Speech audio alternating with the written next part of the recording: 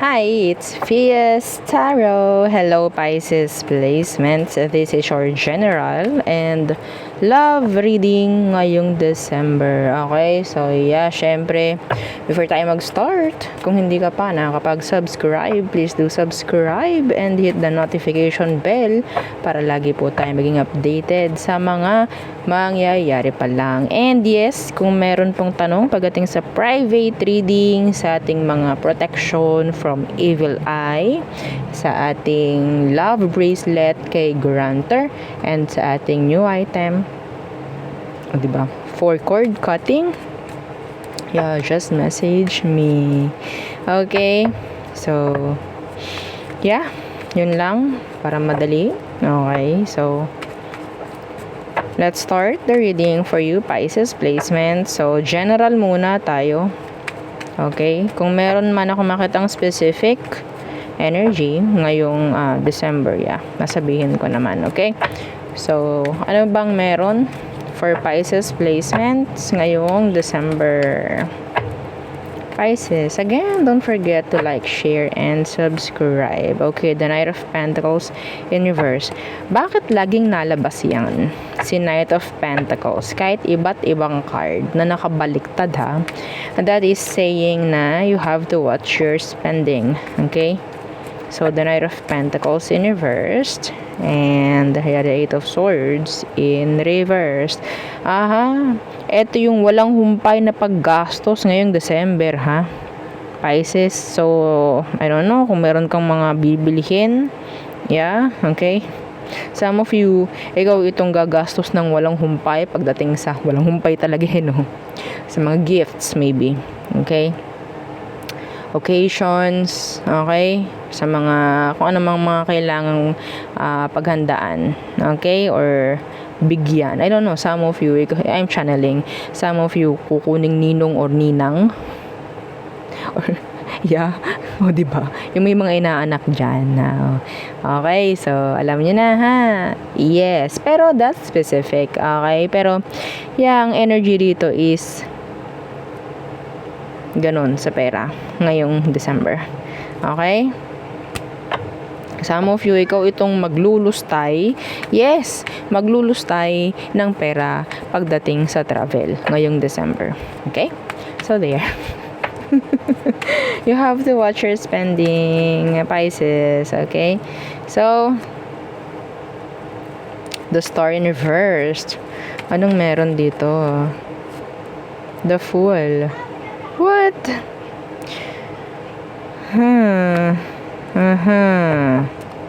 Some of you, pwedeng meron tao na ine-expect ka. Ine-expect ka niya, ine-expect ka nila, pero I don't know kung pupunta ka or what. I-reject mo, I think. What's with the Star in reversed? Yeah, the Devil. Ang nakikita ko ba rito ha? Last minute. Ay! Oo. Hindi pala ako makakapunta. Something came up. May re-reject. Sa totoo lang talaga, ayaw nyo lang pumunta. Yung mga may crosswatch, ang ka-crosswatch dyan ng Pisces. Oo. Pag may tinanggihan to si Pisces. Ayaw niya lang. Oo. Baka gagawa lang ng dahilan to si Pisces. Ano? Okay? Ayaw niya lang. I don't know why. Pwedeng meron din kasing ayaw si Pisces doon ha, sa mga crosswatcher. Pwedeng may ayaw ka doon Pisces, no? I don't know. Pwedeng meron kang ayaw makita, so that is why. Gagawa ka ng dahilan or palusot.com, no? Oo.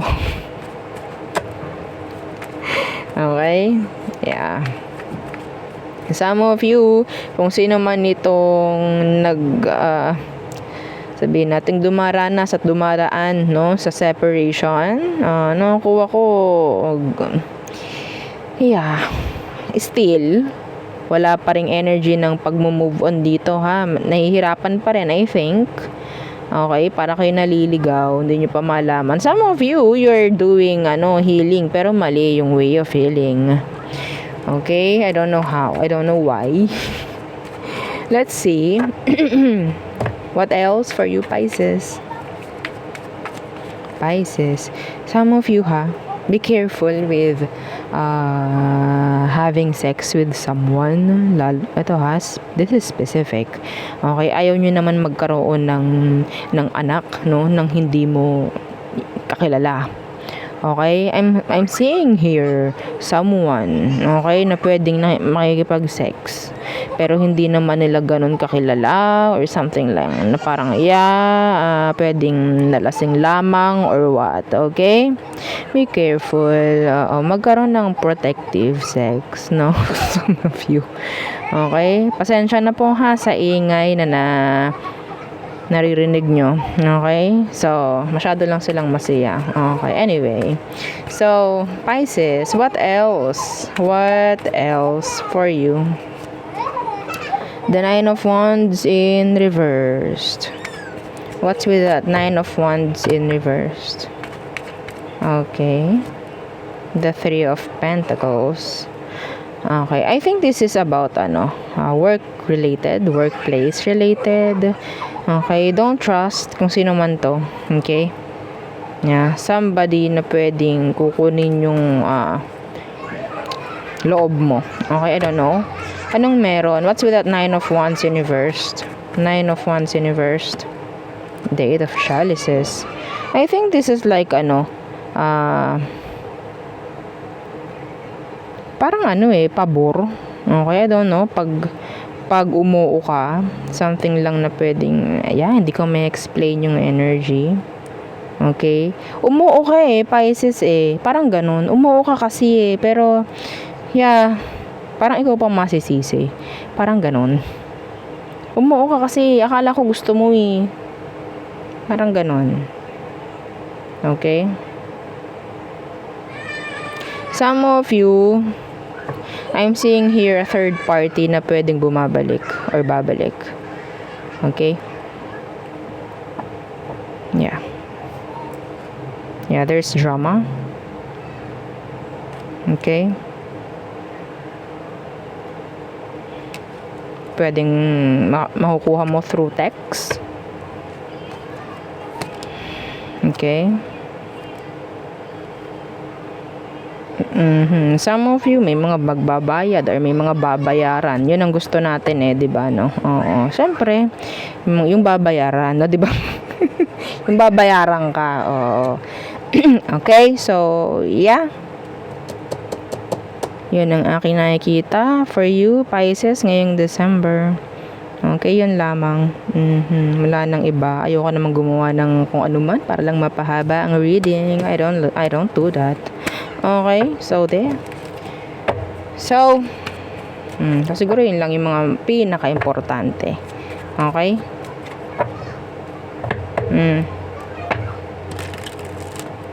So, tayo'y tumungo sa person on your mind. Who is the person on your mind, Pisces? Anong meron sa kanya?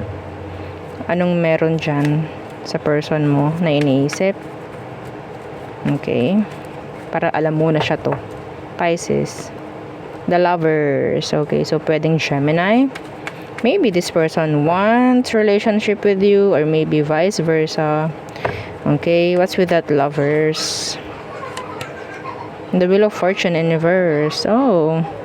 Pwedeng hindi kanya makuha, hindi kanya makarelasyon. Parang, bakit ganyan? Parang lagi na lang may hadlang. Okay? Yeah. Ano tong Wheel of Fortune? Something lang na pwedeng blockage. Okay? Pagdating dyan sa pakikipagrelasyon na yan. Okay? So, I think, gusto niya ng connection or relationship with you, pero hindi pwede.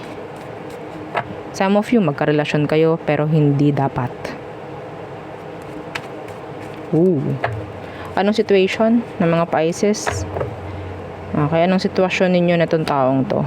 The Eight of Pentacles. I think some of you, this is sabihin nating magka-work or magkasama sa work or pwedeng magkasama kayo nga sa work nitong taong to and pwedeng magkarelasyon kayo nito and dapat hindi. Okay? Page of Pentacles, The Ten of Swords. This person, okay, is a home wrecker. This is a home wrecker, I think. Okay? A home wrecker. I don't know. I'm sorry. Yeah, the magician is here. There's something wrong here. Okay? Na dapat hindi ginagawa. Yeah.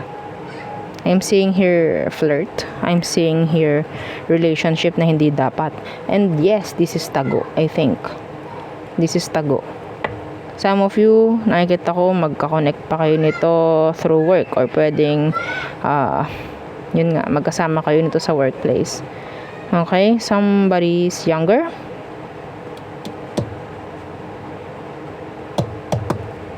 Okay? Ito yung energy. Ito yung sitwasyon na hindi dapat wino-workout. Kasi hindi dapat. Yeah. So, ano bang emosyon nito sa'yo, Pisces? What is their true emotion for you?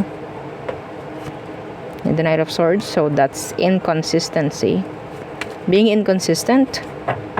Okay, maybe in and out. Okay, why? The Moon in reverse. Alam mo naman kung bakit. Okay? The Two of Cups in reversed. And the Six of Swords. Hindi pwede. The Moon in reversed. Alam mo naman kung bakit, I think.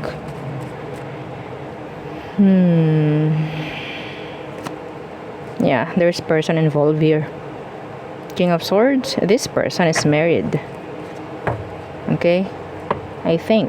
I don't know kung ikaw ang merong someone, ang may family, and sila yung single. Pwedeng, yeah, this person is a home wrecker. I'm sorry. I'm so sorry. Ano po yung homewrecker? Sabi nung iba. Third party na lang. Panira. Panira sa masayang pamilya. Okay? I'm sorry. You know this. This is you. The Moon. And you're letting this person makapunta sa'yo. Sa mga hindi nakaka-resonate, please. Shh. Okay? This is for someone. Somebody needs to hear this message. Okay? So, yeah. Let's see what is their next action towards you, Pisces. Okay? What is their next action? Yeah, the Ace of Wands in reverse. Some of you, this is sex-based connection. So, yeah, yung connection ninyo is gumagalaw lang dahil sa sex, no? Oo. Okay, the Ace of Wands in reverse. This is an energy of in and out. Yeah, the Ten of Pentacles. Yeah, someone's involved. Alam naman kasi niya. Yes. Yeah, the Ace of Chalices in reverse. The Ten of Chalices. Yeah, ang daming energy ng family dito. I don't know who. Pwedeng siya, pwedeng ikaw, pwedeng both of you. Pwedeng both of you. Okay? Hindi nito kayang mag-offer sa'yo ng love. They can't. Okay? They can't. Wala akong nakikitang energy ng pwedeng magkaroon ng seryosohan dito. No label ang nakikita ko rito. Kasi yun lang ang kaya. Yun lang ang kayang i-offer. Somebody's married here. Already married. Okay? So, ano ang advice? Okay, advice agad-agad. Outcome / advice for you, Pisces. Seven of Wands in reversed. Why is that? Yeah, the Queen of Swords. Ooh.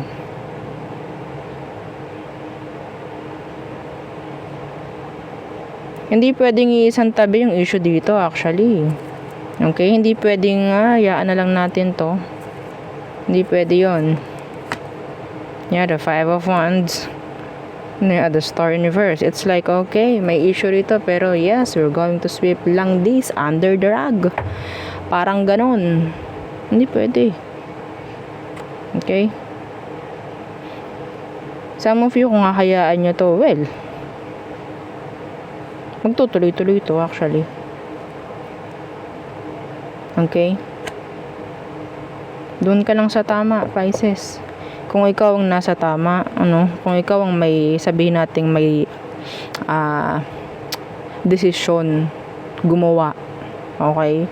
At kung ikaw ang nasa tamang pag-iisip, ikaw ang dumisisyon dito. Okay? Some of them kasi, yung energy, they're younger, or maybe they're just like immature. Some of you, ikaw itong nasa tamang pag-iisip. Okay? So, ikaw ang gumawa ng desisyon. Yeah. Okay? Ikaw. Alam mo ang tama, alam mo ang mali. Some of them, they're younger, or talagang immature lang talaga. Hindi iniintindi kung anong meron. Okay? Hindi lahat, okay, nang dumarating sa inyo is kailangan talagang i-welcome. May ganun eh. No? Alam niyo kung anong dapat i-welcome, and alam niyo kung anong dapat hindi. See, the Hierophant. Meron ditong married. May married na dito. Okay? This person, gusto niya ng connection with you. Pero, kailangan mong ikaw ang magpakita sa kanya, no? Magpaalam sa kanya. Magturo sa kanya na hindi dapat to. Yeah. Mas nakukuha ko kasi, Pisces, na ikaw yung mas may bibig at may knowledge dito. Okay? So, there. Sana, no? Gawin ang dapat. Yeah. Anyway. Okay? So, yun lang. Ayokong pahabain. Oo. Okay? So, let's see. Kung ikaw naka-resonate ka dun, kung marami ka pang gustong malaman, message mo lang ako for private reading, no? Okay, kasi this is general. This is for the collectives, no? Collectives, mga nanonood. Okay, lahat-lahat. Okay? So, kung gusto mong kalinawan, message na lang po. Okay? Para si admin ang sasagot. Anyway, so, let's see. Aries through Pisces for you. Pisces placements. Okay. Aries, there's silence. There's energy of secrets. Mystery. Okay. Taurus, they like you. Physically. Some of them, they're like, kinikim-kim lang nila to. Okay. Gemini, they love you. Cancer, they need you. Leo,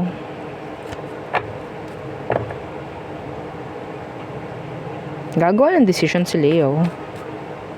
May i-open up. Virgo, they want a new beginning. They want to have another chance with you.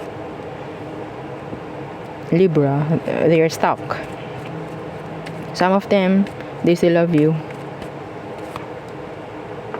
Scorpio, they can't